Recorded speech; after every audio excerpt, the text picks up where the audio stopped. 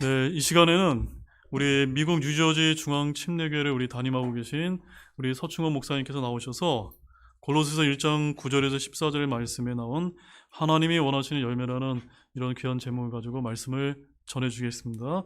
우리 목사님 나오실 때 우리 심찬 박수로 우리 좀 환영해 주시길 바라겠습니다. 네, 목사님 나오시죠? 네, 네. 네. 박수 한번 쳐주시죠. 네.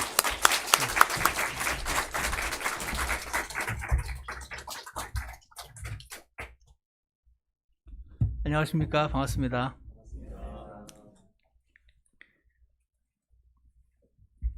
잠시만요.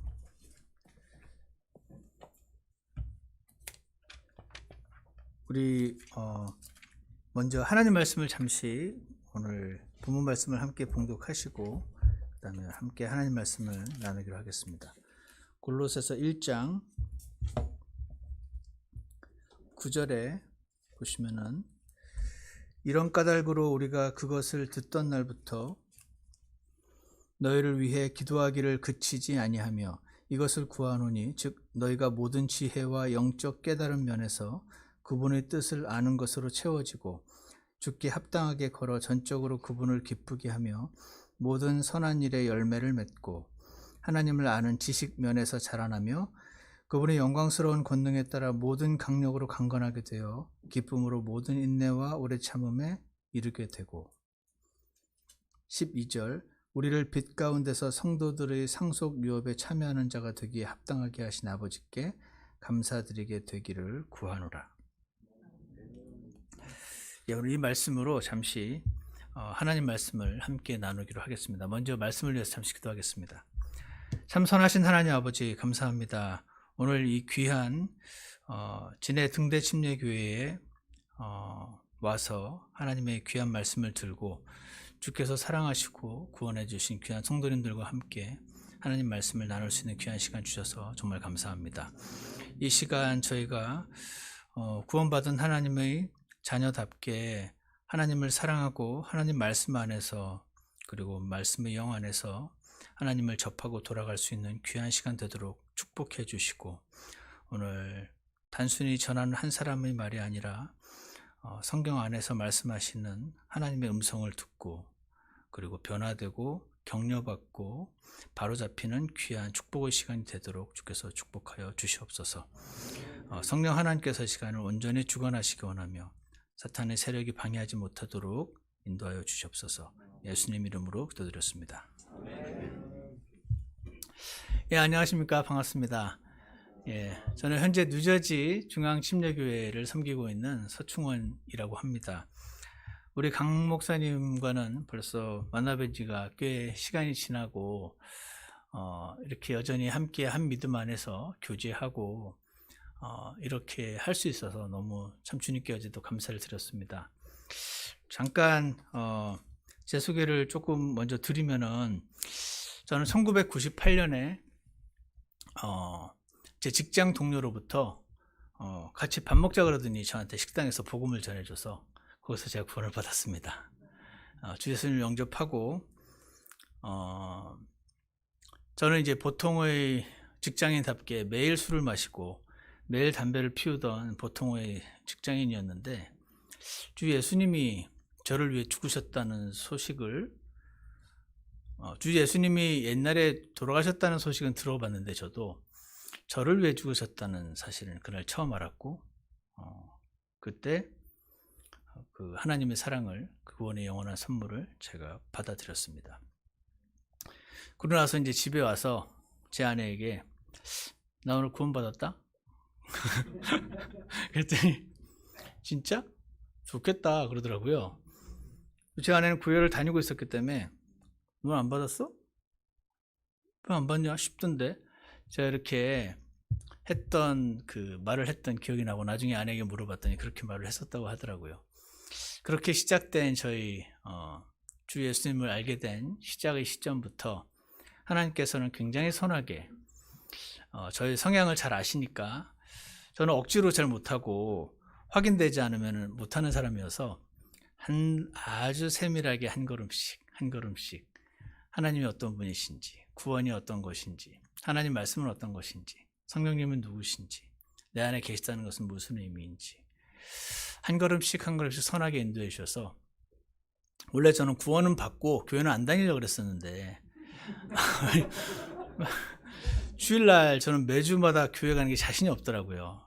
회사 갔다 오면 쉬어야 되고 어디 놀러도 가야 되는데 매주마다 교회를 다니는 것이 부담스러웠는데, 그래서 안 하려고 했었는데, 저에게 복음을 전해준 그 형제에게 얘기를 하고 저렇게 눈치를 봤더니 저를 진짜 예수님의 선물을 전해주려고 얘기했던 거지, 다른 어떤 의도가 없는 것을 제가 확인을 하고, 여러분 모두 꼭 복음만 전하고 교회로 전도하는 건 안 해야 한단 말을 하는 건 아닙니다. 근데 사람에 따라서 어떤 분은 교회로 이렇게 전도를 받아서 와서 교회 생활 하다가 구원받으시는 분도 있고 한데, 저는 성격상 그래서 그걸 잘 확인을 하고 진짜네 싶어서 한 2주쯤 지나서 당신 교회 한번 따라가 보고 싶다 해가지고 주일 예배도 가봤더니 밥도 먹고 가라 그러더라고요. 그래서 밥도 먹고, 그리고 좀 있었더니 오후 예배도 가보자 그러고 오후 예배 가봤더니 4시에 청년부가 또 있대요. 그래서 4시 이후까지 교회에 있는 건 아닌 것 같은데 하면서도 청년부 활동도 하다가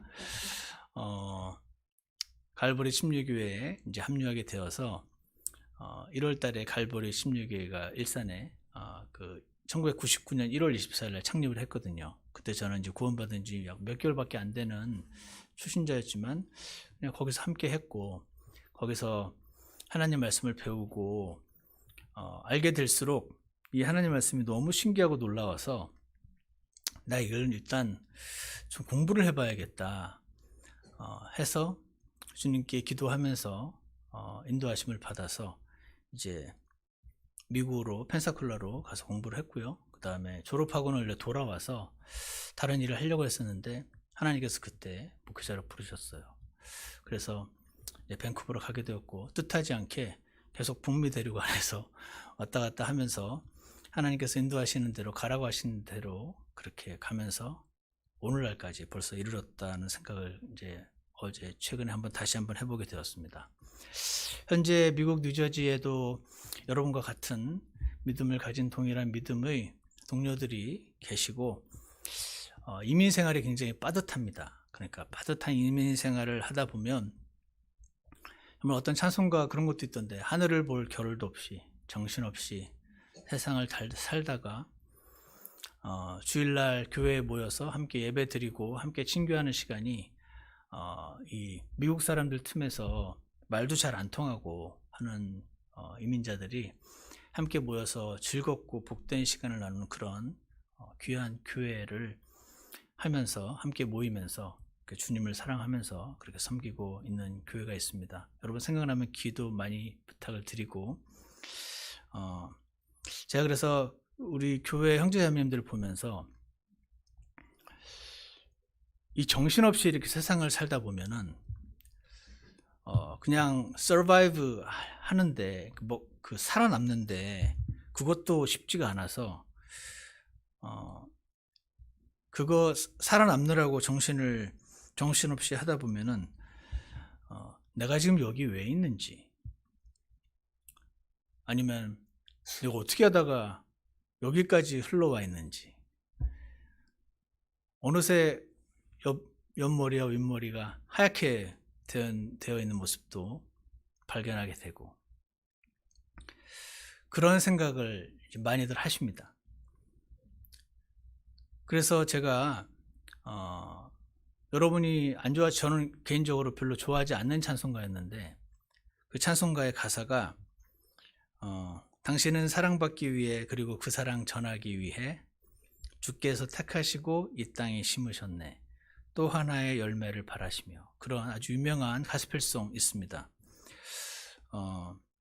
제가 이 가스펠송을 들으면서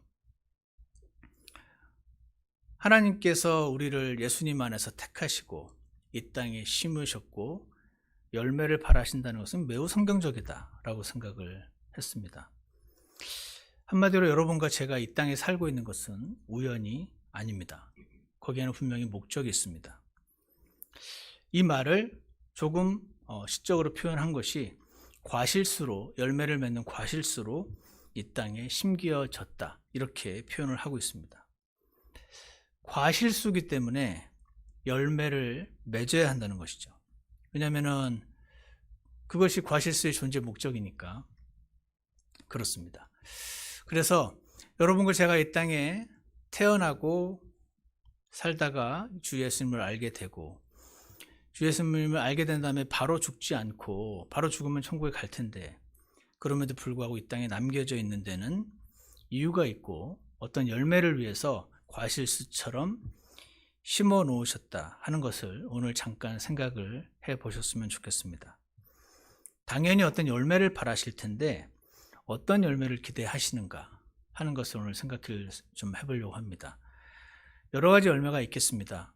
그런데 오늘 골로새서 우리 여러분과 제가 함께 읽었던 그 말씀 안에 나타나 있는 그 하나님께서 원하시는 열매 몇 가지를 함께 살펴보고 그 열매를 나도 맺기 원한다고 주님께 고백을 드리게 되는 그런 시간이 있었으면 좋겠습니다. 제가 오늘 말씀드린 열매라는 것은 하나님의 뜻이 있는데, 하나님의 원하심이 있는데 그 원하심이 성취되는 것, 그것을 열매를 맺는다고 표현을 하는 것이죠. 하나님의 원하심이 있는데 그 성취가 안 되면 우리 열매를 못 맺는 것이라고 말할 수 있고, 그 원하심이 나를 통해서 성취가 되면 나는 그 면에서 열매를 맺었다, 이렇게 표현할 수 있을 것 같습니다. 그래서 오늘 저와 함께 잠깐 살펴보려고 하는데요. 아까 제가 잠시 착각을 해서 읽지 않았는데 골로새서 1장 14절을 보시면은요, 그분 안에서 우리가 그분의 피를 통해 구속 곧 죄들의 용서를 받았도다 라는 말씀이 나와 있습니다. 그래서 여기서 나타난 하나님께서 원하시는 열매는요, 구원의 열매입니다. 구원을 받는 것을 한마디로 기대하신다 하는 것입니다. 방금 우리가 읽었던 골로새서 1장 14절에 구속이란 단어, 여러분도 잘 아시는 redemption이란 이 단어는 우리 킹제임 성경에 12번 정도 등장하는 단어인데요. 사전을 찾아보시면 release라고 나와 있습니다. release는 이렇게 묶여있던 사람이 이렇게 풀어지는 것을 말하죠. 노예로 있던 자가 해방되는 것, 그런 의미를 갖고 있습니다. 예전에 저희 교회에서 제가 복음을 설명하다가 한번 그런 설명을 드린 적이 있습니다. 4명의 친구가 함께 식당을 갔는데 다 먹고 나니까 돈이 없어요. 돈이 전부 지갑을 놓고 온 걸 그때야 발견한 것입니다. 그때 이 4명의 친구가 가위바위보를 합니다. 한 명이 걸려서 오늘 네가 희생양이 되라. 그래서 나머지 3명은 조용히 식당을 나가고 한 명의 아줌마에게 자수를 해서 제가 2차 자체에서 돈을 못 갖고 왔으니 제가 오늘 하루 종일 식당에서 설거지를 하겠습니다 라고 하게 될 때 그 친구의 희생으로 나머지가 식당 아줌마의 소나기로부터 풀려났다. 그때 그 풀려난 것이 release이고 그것이 redemption이다 라고 설명을 한 적이 있습니다. redemption이란 자유롭게 풀려나는 것입니다. 자유롭게 풀려날 때 누군가가 희생을 한 것이죠. 그것이 희생양이고, 그 희생양이 우리 킹제임성의 scapegoat라는 단어로 등장을 하고,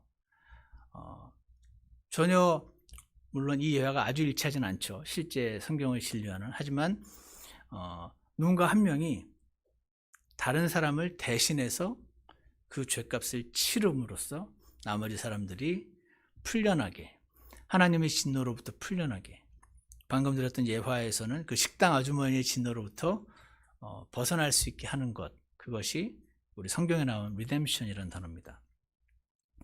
그래서 히브리서 2장 14절에 이런 말씀이 있습니다. 제가 읽어드리면, 자녀들은 살과 피에 참여한 자들이므로 그분과 마찬가지로 같은 것의 일부를 취하셨으니 15절 죽음을 두려워하여 평생토록 속박에 얽매인 자들을 건져내려 하심이라, 이 말씀이 있습니다. 죽음을 두려워하여 평생토록 속박에 얽매인 자들, 죽음이 두려워서 그 죽음의 속박에 얽매여 있는 자들을 건져내려 이렇게 풀어주신 것, 그것이 바로 구속이라는 단어의 뜻입니다. 예전에 제가 펜사콜라에서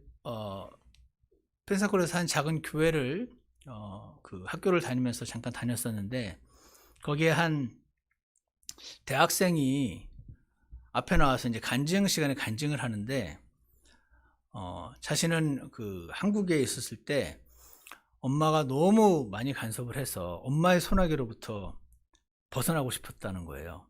지금 미국에 와서 마음대로 놀면서 너무 자유롭고 너무 좋다, 이렇게 생각을 하고 있었는데, 이 목사님 때문에 교회에 왔더니 예수님이 구속자라는 말에 자기가 너무 실망을 했다는 거. 엄마의 구속으로부터 내가 간신히 벗어났는데 예수님이 구속자라는 말에 자기가 너무 실망했다고 하면서 앞에서 간증을 하는데, 나중에는 알아봤더니 그 구속이 아니더라, 이 말이 나올 걸 기대하면서 하고 있었는데 안 하더라고요, 결국은. 제가 그걸 들으면서 너무 무서웠어. 그러고 보니까 구구속 같으네, 단어가. 근데 어쩌면 이렇게 정반대일 수 있을까라는 생각을 잠깐 했었습니다. 하나님께서는 여러분과 제가 구원을 받았음에도 불구하고 여전히 죄성이 있습니다. 이 죄성은 사촌이 땅을 사면 배가 아프고, 누군가가 좋은 곳에 가지면 시기가 나기도 하고, 굉장히 모욕적인 취급을 받으면 분개하고 갚아주고자 하고, 너무나 지극히 자연스러워서 보통의 세상 사람들은 죄라고 인식도 못하는 그 죄를 만들어내는 죄성이 여전히 남아있습니다. 이 죄성으로부터도 자유케 하셨다라는 것을 우리에게 가르쳐 주시는데, 어떻게 하셨냐면 우리 안에 들어오신 성령님을 통해서 우리를 십자가에 죽이심으로 이 죄성의 소나기로부터도 자유롭게 하셨다라고 선언을 하고 계십니다. 그러나 이렇게 아무리 선언이 되어 있다 한들 우리가 이 사실을 믿고 성령님을 의지하지 않으면 우리 삶에서 실제가 되지 않는 것이죠. 마치 아무리 예수님께서 여러분과 저를 위해서 죄를 씻으시고자 2000년 전에 이미 피를 흘려 놓으셨어도 내가 그 사실을 믿고 받아들이고 기대지 않으면 그 구원이 나에게 적용되지 않는 것과 동일한 이치인 것입니다. 예수님께서 과거에 성경을 읽어보시면 무화과 나무를 저주하시는 장면을 여러분 기억하시는 분들도 많이 계실 것입니다. 무화과 나무로 상징이 되는 이스라엘을 찾아오셨는데, 그분께서 그 무화과로부터 기대하셨던 것이 있었습니다. 그것은 무화과 나무의 열매였는데 잎사귀만 무성하고 열매가 없었던 것이죠. 단순화시켜서 얘기를 하면은 예수님께서 이스라엘의 왕으로 오셔서 기대하셨던 것은 그들이 자신을 왕으로 받아들이는 것이었습니다. 그것이 열매였던 것이죠. 그 열매를 얻고자 오셨는데, 즉 자신을 이 메시아로 왕으로 받아들이기를 기대하시고 오셨는데 그들은 끝내 거부를 했었습니다. 그래서 그들에게서 원하셨던 열매를 맺지 못하셨죠. 하지만 오늘 이방인들을 향해서 얻기 원하시는 열매는 예수님을 나를 위해서 대신 죽으신 희생양으로 구주로 받아들이는 열매인 것입니다. 그래서 그 열매를 위해서 이 땅에 우리를 심으셨고, 따라서 여러분께서 구원을 받으셨다면 첫 번째 그 열매를 하나님께서 얻으신 것이라고 말할 수 있습니다.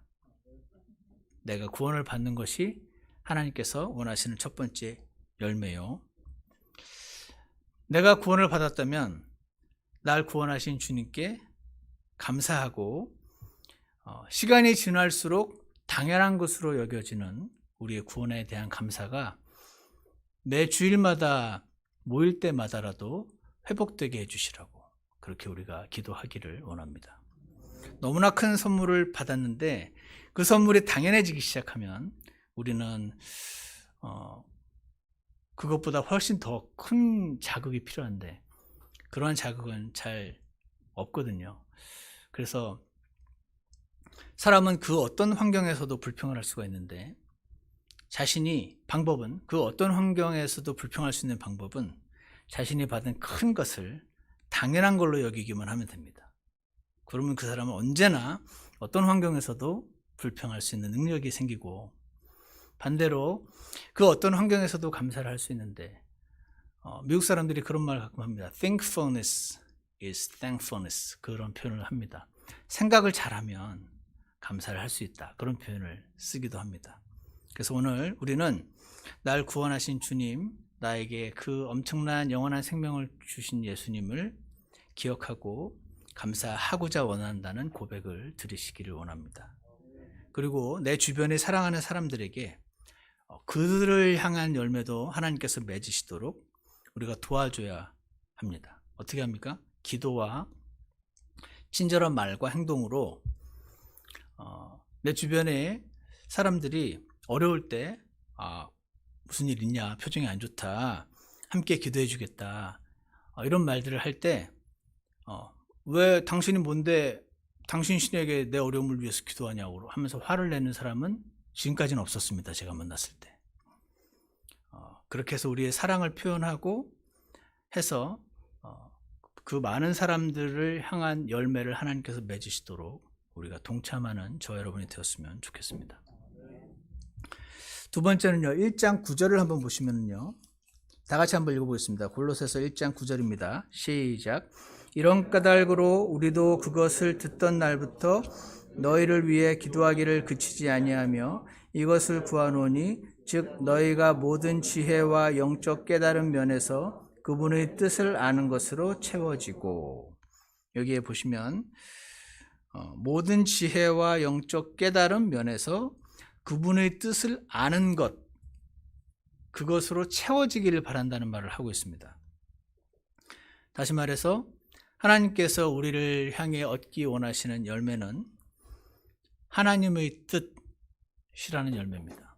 하나님의 뜻을 알게 되는 것, 하나님의 뜻을 구하고 알게 되는, 그래서 순종하는 삶을 사는 그 열매, 그 열매를 원하신다 하는 것입니다. 많은 사람들이 두 부류의 사람이 있었습니다. 제가 사역을 하면서 보니까 한 부류는요, 하나님께서는 분명히 이 일에 관해서 하나님의 뜻을 갖고 계신다는 것을 알고 계신 분들이 있습니다. 그래서 제게 물어요. 목사님, 어떻게 해야 하나님 뜻을 알 수 있죠?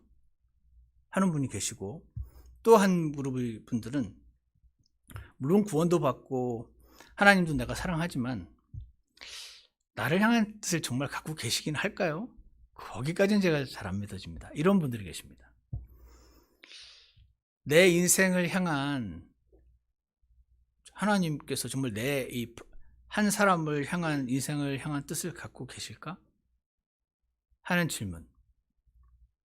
정말 있다면 그 뜻을 어떻게 찾아가야 하는 것인가? 그리고 또 다른 질문은 아까도 말씀드린 것처럼 이 방금 말씀드린 이 뜻은 내 인생을 향한 뜻을, 좀 큰 뜻이죠. 내가 어떻게 어떤 방향으로 살기를 원하시는가 하는 이 뜻을 말한 것이고, 또 하나는요, 오늘 내가 무엇을 하기를 원하실까? 라는 오늘 나를 향한 뜻이 있으신가? 이거 그냥 내 계획대로 살면 되는 거 아닌가? 아침에 일어나서 어떻게 하고 이 계획을 제가 아는 한 목사님은 15분 단위로 쪼개가지고 세우시고 그대로 이렇게 실천하시는 목사님도 제가 봤는데, 오늘 나를 향한 뜻이 있으실까? 여러분, 이런 질문 해보신 적 있으신가요?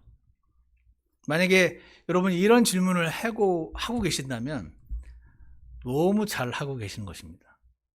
왜냐하면 많은 그리스도인들이 하나님도 믿고 나를 구원하신 그분께 감사도 하고 예배 시간에 정말 기쁨으로 찬양도 하고 살면서 어떤 삶의 간증도 있음에도 불구하고 오늘 내가 뭘 하기 원하시지?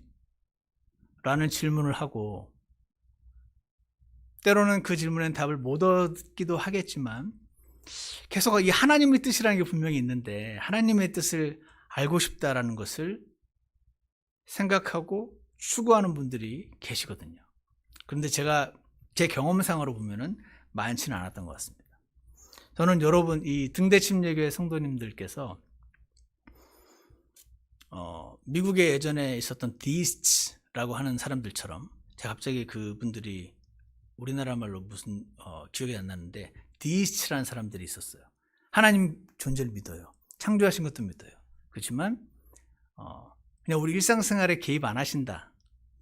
시계가 이렇게 태엽을 감아놓으면 저절로 돌아가게 해놓으셔야지. 그래서 우리 일상 삶에서 진짜 나의 하루하루를 보살피시고 개입하시고 이렇게 믿는 건 너무 미신적이다 라고 믿었던 미국의 건국의 아버지들이 대부분 이런 분들이었다고 하고, 크리스찬으로 알려져 있지만 사실은 디이스트들이 많았다고 하죠. 그래서 현대에는 디이스트란 단어 자체는 익숙지 않을지라도 많은 현대인 크리스찬들이 하나님도 믿고 구원도 받고 감사하지만 나의 일상생활에 정말 개입하시고 내가 물으면 대답해 주시고 한다는 것을 믿지 않는 크리스찬들이 많이 있습니다. 저도 디이스트로 살아갈 때가 많이 있습니다. 이것은 매일매일 주님과 동행하는 것과 연결되어 있는 부분이어서 우리 모두가 나는 정말 그렇게 살고 있지 않다라고 자신할 수 있는 분도 간혹 계시긴 하겠지만 대부분의 현대의 크리스천들은 이렇게 살지 못하는 것이 현실이고, 나도 그렇다면 오늘 하나님, 오늘 제가 자신을 할 수는 없지만 오늘부터 결심해서 매일 이렇게 살겠습니다 라고 하는 고백도 좋지만, 지금 제가 자신은 없지만 오늘의 계기가 되어서 제가 오늘 정말 하나님 말씀 안에서 뜻을 구하고 그 뜻에 순종하는 그 삶을 저도 조금씩 더 많이 살게 해주시기를 원합니다. 이 기도를 여러분 꼭 들으셨으면 좋겠습니다. 제가 구원을 받고 나서 가장 충격을 받았던 구절이 이것이었습니다. 잠언 14장 12절 이런 말씀이 있습니다. 어떤 길은 사람이 보기에 옳으나 그것의 끝은 사망의 길들이니라. 여러분 잘 아시죠? 여러분에게 익숙했을지 모르겠지만 저는 구원을 받고 성경을 처음 본 사람이니 이 말은 너무 충격적인 말이었습니다. 저는 회사에서 배를 파는 일을 했었는데 이 배를 파는데 저 사람이 이 배값을 갚을지 안 갚을지를 눈여겨보고 조사하고 재무제표를 체크하고 그래가지고 이게 모든 조건이 맞으면은 하는 거지. 그러니까 항상 내가 보기에 옳은 대로 나보다 더 지혜가 많은 우리 금융팀 팀장의 보기에 옳은 대로 이렇게 우리가 삶을 살지.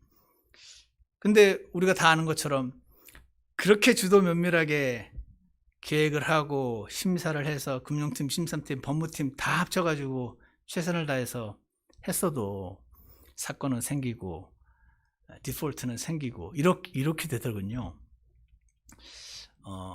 뭐 그것은 당연한 것이다라고 생각을 하고 그냥 회사 생활을 하던 제게 구원을 받고 나서 읽었던 하나님 말씀에 어떤 길은 사람이 보기에 옳은데 그것의 끝이 사망이래요.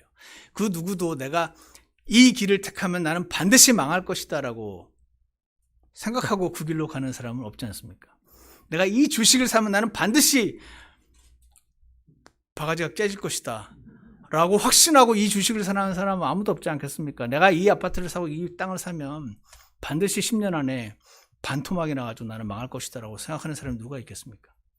모두 다 내가 할 수 있는 모든 지혜와 역량과 조언을 다 컬렉트해서 가장 옳은 길을 택하는 것이, 이 세상 사람들은 다 지혜로운 사람이라고 얘기하는데 오히려 그런 리소스가 부족한 것이 나에게 문제이지. 근데 하나님은 어떤 길에 사람이 보기 옳은데 당연히 옳으니까 하죠. 이 세상 그 누구도 이렇게 하면 망할 거라고 확신하고 가는 사람 없으니까 옳은데 그 끝이 사망의 길들이라는 말씀은 저에게 너무나 충격적인 말씀이었습니다. 그럼 어떻게 해야 되지? 나는 망하는 길 가기 쉽지 않은데. 우리의 인생은 선택의 연속이죠. 결정의 연속입니다.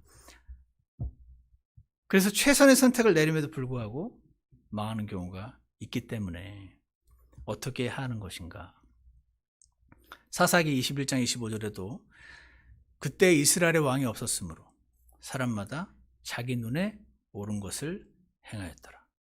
이 말도 너무 충격적입니다. 그때 왕이 없어서 사람들이 판단력도 너무 나빠지고 해가지고 그냥 마음대로 막 했더라. 엉망진창으로 막 엉터리 선택을 했더라 이게 아니고 전부 각자 한 명 한 명이 전부 자기 눈에 옳은 것을 행했을 때 여러분 사사기 읽어보시면 느끼시겠지만 세상에 이렇게 엉망진창의 상황도 있을까 싶은 도대체 어디서부터 시작을 해서 뭐가 문제인지를 어떻게 접근해야 모를지 그냥 모든 문제의 총합이 거기에 담겨 있는 듯한 그런 내용이 사사기에 즐비한데 그 사사기의 그 현상이 전부 다 너무 똑똑해가지고 단 한 사람도 어리석은 선택을 일부러 한 사람이 없었고 자기 눈에 옳은 것을 행한 결과 우리는 하나님 아는 사람이니까 이걸 패러프레이즈 하면 하나님의 뜻을 아무도 구하지 않고 전부 자기 뜻대로 행한 결과 엉망진창 혼돈과 혼란이 임했다. 하나님께서는 이 말씀을 우리에게 주시는 것입니다. 제가 그래서 구원을 받고 1998년 6월에 구원을 받고 시간이 지나면서 저에게 복음을 전해준 그 형제를 에게 이제 질문을 하면 그 형제님이 저한테 조그만 책을 갖다 줘서 저는 읽어보고 그 읽어본 다음에 또 질문을 하고 이제 같은 이제 회사의 같은 팀이니까 시간이 없잖아요. 근데 이제 제가 담배를 피는 흡연자였으니까 그 사람을 흡연실로 끌고 왔습니다. 그래서 그 사람은 흡연도 안 했는데 그 냄새나는 흡연실에 야, 삼위일체가 뭡니까? 여기 이 말은 뭡니까? 어제 이 성경을 읽었는데 이거는 뭡니까? 질문하면 그 사람은 저에게 대답해주고 그러던 어느 날 내가 옳은 것을 분명히 택했는데 그 길이 끝이 죽음이라는 이 말씀은 즉 네 눈에 옳은 것을 전혀 안 할 수는 없겠지만 하나님 뜻을 반드시 구하고 찾아야 된다. 그렇지 않으면은 너는 옳다고 생각한 그 길을 너는 사망의 길을 걸어갈 것이다. 그 뜻 아니냐. 그러면 나는 내 눈에 옳은 길 말고 하나님 보시고 옳은 길을 택하고 싶다. 왜냐하면 나는 손해보는 걸 싫어하는 사람이니까. 나는 하나님 뜻을 보니까 제일 좋은 것 같은데 그거 나는 갖고 싶다고 물었어요. 그러면서 기도를 시작을 했습니다. 하나님, 저는 실패하기 싫은데 제 인생을 저는 그러고 후회하는 거 싫은데 후회하지 않고 실패하지 않고 나중에 했더니 아유 이게 망하는 길이었네. 제가 그때 당시에 28, 29 그 정도 나이였는데 이미 그 정도밖에 안 산 젊은 나이였음에도 불구하고 굉장히 많은 잘못된 선택의 열매를 먹고 있었기 때문에 기도를 했습니다. 하나님, 저는 주님 뜻을 알고 싶습니다. 제가 어떻게 하기 원하시죠? 저는 제일 좋은 걸 갖고 싶습니다. 차선 말고 최선. 그래서 물었어요. 그랬더니 기도를 시작한 지 몇 달째인지는 잘 기억이 나지 않습니다. 물론 기도를 했다고 해서 제가 하루 종일 기도했겠습니까? 생각날 때마다 조금씩 기도했죠. 그런데 몇 달쯤 지났을 때 기도 중에 주님이 제게 이런 말씀을 주셨습니다. 너 내 뜻 진짜 알고 싶으냐? 그렇게 말씀하시는 것 같았습니다. 그래서 제가 네. 그랬더니 이렇게 질문하셨습니다. 그거 알려주면 그대로 할 거냐? 이렇게 물으셨습니다. 제가 그 질문을 들었을 때 제 입에서 글쎄요. 일단 들어보겠습니다. 그랬을 때 주님이 이 말씀을 주셨습니다. 알려줘도 결국 네 뜻대로 할 거면 내가 왜 내 뜻을 알려줘야 하느냐. 그 질문에 제가 무너져 내렸습니다. 그러면서 생각이 들었어요. 그렇네. 온 우주의 주인, 온 세상의 주인이 뭐가 답답해서 나한테 야, 내 뜻 알고 싶냐? 야, 물어봐. 내가 알려줄게. 막 알려주고 싶어서 막 그냥 따라다니면서 마치 밥 안 먹는 애 따라다니면서 먹이는 엄마들처럼 먹을래? 알고 싶으면 이럴 필요가 없잖아요. 뭐가 부족합니까? 그분께서. 그렇겠네. 나 같아도 온 우주의 주인이면 일단 내 뜻을 묻는 사람이 있으면 굉장히 기쁠 것 같더라고요. 그렇지 않습니까? 온 우주의 주인께서 사람들을 구원하셨는데 자녀로 삼으셨는데 그 자녀가 이렇게 할까요? 저렇게 할까요? 이 뜻을 묻는다는 것 자체가 자기 마음대로 사는 아이들이 즐비한데 그렇게 묻는다면 일단 너무 기특하고 예쁠 것 같다라는 생각이 제가 들었어요. 그러니까 여러분이 주님, 제가 주님 뜻을 알고 싶습니다 구할 때 저는 물론 성경에 그런 말이 써 있지는 않습니다. 근데 저는 하나님께서 그런 자를 매우 기뻐하시리라 확신합니다. 꼭 물으셔야 돼요. 근데 이 질문이 나왔습니다. 알려줘도 네 뜻대로 할 거면 내가 왜 알려줘야 하느냐. 그래서 그날 처음 알았습니다. 뭘 알았냐면 하나님의 뜻은 알려주기만 하면 무조건 순종하겠다는 사람을 향한 것이구나 라는 것을 깨달았습니다. 결국은 내 선택이구나. 하나님의 뜻을 알려줬을 때 내가 그 뜻을 따를 것인가 말 것인가. 그래도 구할 것인가. 아니면 너무 위험한 거 시키면 곤란하니까 여기서 중단할 것인가.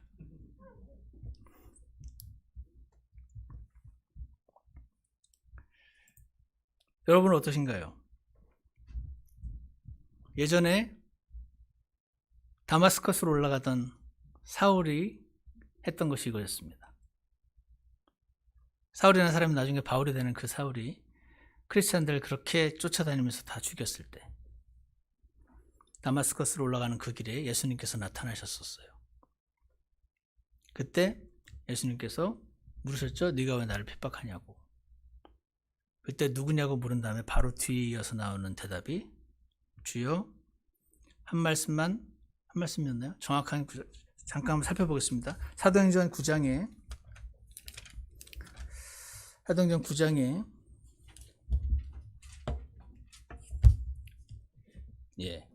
6절입니다.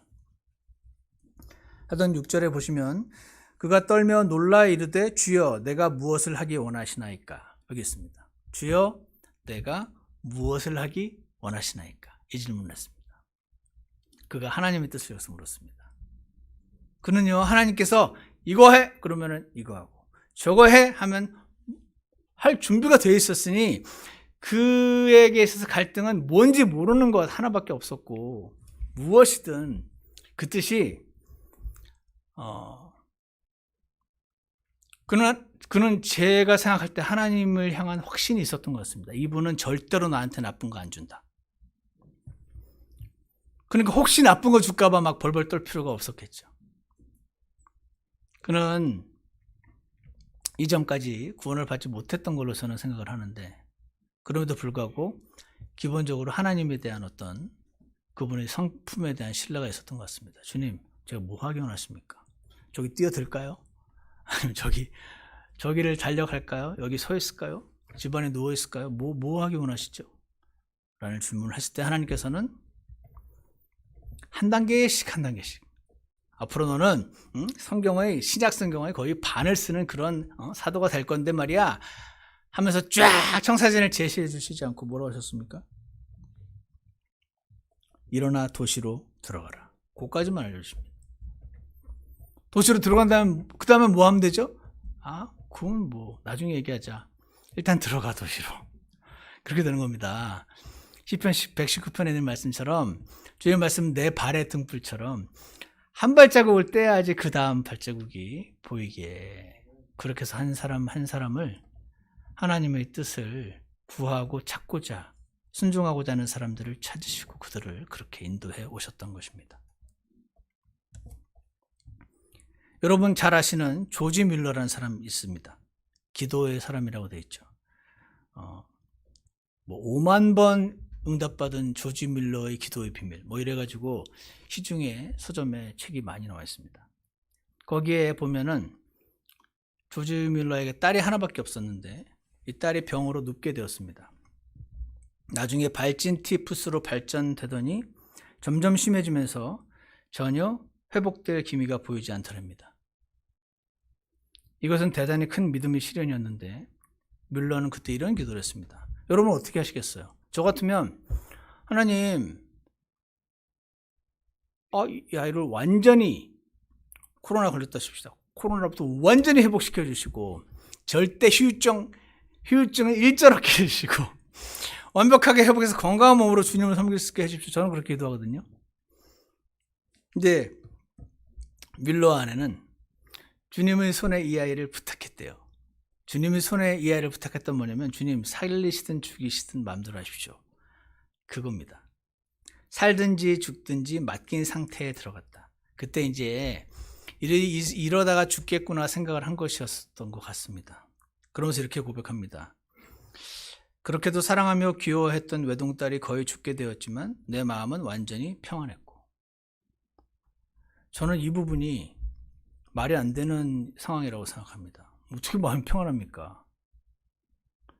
그러면서 결국에 가서는 이 아이와 부모에게 나에게 최선의 것으로 주실 하나님의 뜻을 생각하며 만족했다. 이후 점차 회복이 되었더랍니다. 뮬러는 당시의 상황을 이렇게 고백을 합니다. 아버지께서 이렇게 물으시더랍니다. 저한테는 이런 질문을 안 하셨는데 이 아이를 나에게 바칠 각오가 되어 있느냐? 라고 물었답니다. 그래서 마치 창세기 22장에 있었던 아브라함처럼 아버지께서 좋게 여기신다면 뜻대로 하옵소서. 아이를 주신 분에게 다시 돌려드릴 마음의 자세가 되어 있을 때 하나님은 딸을 다시 우리 가정에 남겨두셨다. 그러면서 이렇게 말합니다. 내 마음의 소원은 하나님의 뜻이라면 아이를 데리고 있는 것이요. 그 방법은 하나님의 뜻에 만족하는 것이었고 나는 하나님의 뜻을 위하여 나의 뜻을 기꺼이 포기하도록 준비가 되어 있는가? 나의 뜻이 충분히 포기되었을 때 하나님의 뜻이 충분히 드러날 것이다. 이렇게 생명의 말씀사 5만 번 응답받은 뮬러의 기도 비밀이라는 책에 나와 있습니다. 사랑하는 여러분, 이것은 사람이 할 수 있는 경지가 아니라고 저는 생각합니다. 어떻게 그럽니까? 저는 지금도 우리 둘째가 지금 어제 배탈이 나고 어떻게 하는지 감기 기운도 밤에 있고 좀 허리도 아프고 뭐 이래가지고 아침에 기도 열심히 하고 왔는데요. 빨리 낫게 해달라고. 당연하죠. 당연히 우리는 누가 아프면 당연히 낫기를 기도합니다. 뮬러도 그렇게 했을 겁니다. 여기 써있지 않아서 그렇지. 근데 이제 거의 계속 그거 가니까 마지막 판에 가서 그때 한 겁니다. 주님, 내 아이긴 하지만 당신 아이이시니까 당신은 선하신 분이시니 당신 뜻에 제가 순종하겠습니다. 이 고백을 얻어내시기까지 너무나 오래 기다리셨을 것이라고 저는 생각합니다. 그래서 제가 그랬습니다. 주님, 제가 주님의 뜻을 알고 싶습니다. 저는 손해보기 싫고 최고 갖고 싶은데 어떻게 해야 되는 겁니까? 라고 물었을 때 주님이 알려주면 할 거냐? 그거였습니다.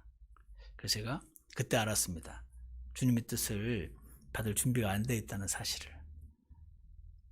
그래서 그때부터 씨름이 들어갔습니다. 몇 달 걸렸던 것 같은데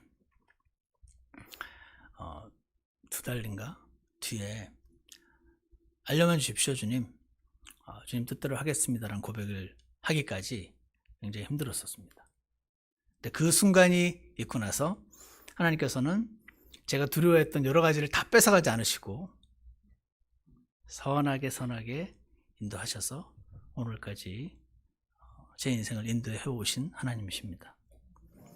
그분은 여러분과 저에게 무언가를 뺏기 원치 않으시고 이걸 뺏으면 얘가 괴로워하겠지? 괴롭히면서 즐거워하시는 분들도 많이 계시거든요. 집에 있는 강아지도 막 너무 예쁘니까 물면서 괴롭히면서 즐거워하시는 분도 계신데 우리 하나님은 우리를 괴롭히면서 즐거워하지 않으시고 그분은 자신의 아들을 주시기까지 모든 것을 내어주시는 분이심을 사랑하는 여러분 오늘 기억하시기를 원합니다. 그리고 하나님의 뜻을 구하기를 두려워하지 마시고 주님 제가 하나님의 뜻을 구하고 정말 그 뜻을 이해해서 그 뜻을 따라가는 그 열매 하나님의 뜻을 아는 것으로 채워지기를 바란다는 이 사도 바울을 통해서 성경에 기록해 놓으신 그 열매를 맺게 하여 주시옵소서. 그 기도가 저와 여러분 가운데 반드시 있기를 원합니다. 한 가지 부가적으로 설명드리고 싶은 것은 제가 예전에 이런 말씀을 전했더니 제가 이 사업을 지금 계속 해야 되는지 말 건지 주님 뜻을 구하고 있는데 안 알려주신다는 거예요. 우리 교회 사업하시는 형제님이. 회사를 옮기고 싶은데 옮겨야 될지 말아야 될지를 묻는데 안 가르쳐 주신다는 거예요. 이사를 갈지 말지. 여러분 이런 거 해보셨습니까? 저는 제가 신학교로 갈지 이거를 갈지도 물었어요. 주님이 말씀하시면 제가 신학교 가겠다고. 근데도 저는 그때 100% 따를 준비가 되어 있을 때 안 알려주시더라고요. 답은 두 가지입니다. 하나님 안 계시든지 아니면 계신데 옛날처럼 신학교로 가라 이렇게 이런 방법으로 안 하시든지 둘 중에 하나 아니겠습니까? 저는 후자라고 믿었고 제 마음이 그런 상태가 되어 있는 가운데 계획을 하고 이렇게 하면 이런 장점이 있고 저렇게 하면 저런 약점이 있으니 이 길이 옳다는 판단을 사람의 능력과 지혜와 조언을 구해서 판단을 하시는 겁니다. 하시는데 헐겁게 붙잡는 겁니다. 제가 자주 쓰는 표현인데 헐겁게 붙잡으면 됩니다. 헐겁게 붙잡고 만약에 아니라면 알려주시기만 하시라고. 당장 내려놓겠다고. 안 된다고 막 끝까지 붙잡고 물고 늘어지는 것이 아닌 상태로 주님의 뜻을 구하는 것이 저는 적어도 제 인생은 하나님께서 그렇게 인도해 오셨습니다. 계획도 세우고 준비도 하고 노력도 하되 내 뜻이 아니라 주님의 뜻을 구하시면서 내가 시키는 대로 하겠느냐라는 질문에 시간이 걸리실지라도 응답을 하시면서 그렇게 하나님의 뜻을 아는 것으로 채워지시는 삶을 사시기를 주 예수님 이름으로 축복합니다. 오늘 두 가지만 보겠습니다. 하나님께서는 여러분과 저에게 원하시는 것이 구원의 열매였습니다. 여러분 구원의 열매를 이미 하나님께 들려드렸다면 구원의 열매를 기뻐하고 감사하고 주변에 나누어주는 사람들이 되고 싶다는 고백을 주님께 드리시기를 원합니다.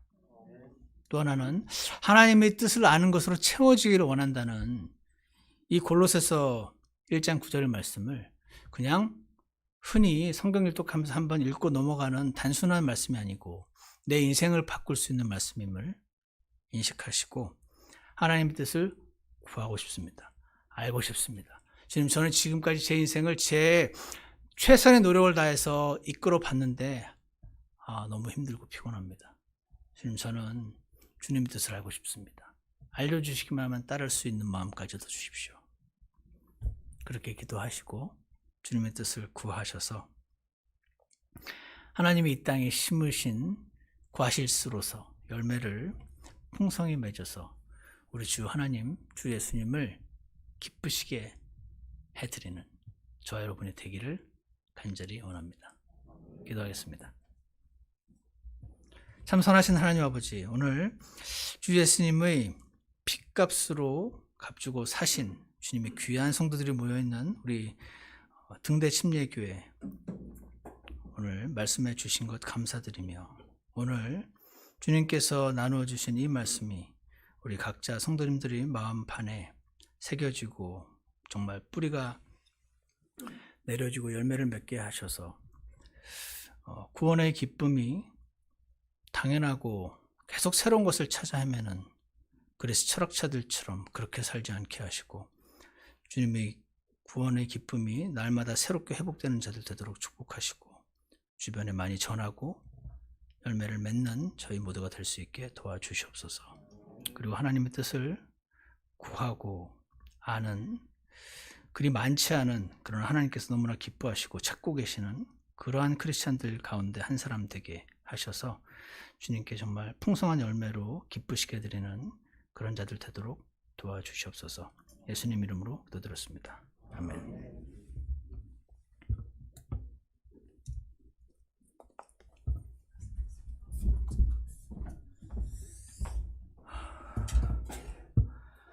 네, 여러분 너무 귀한 말씀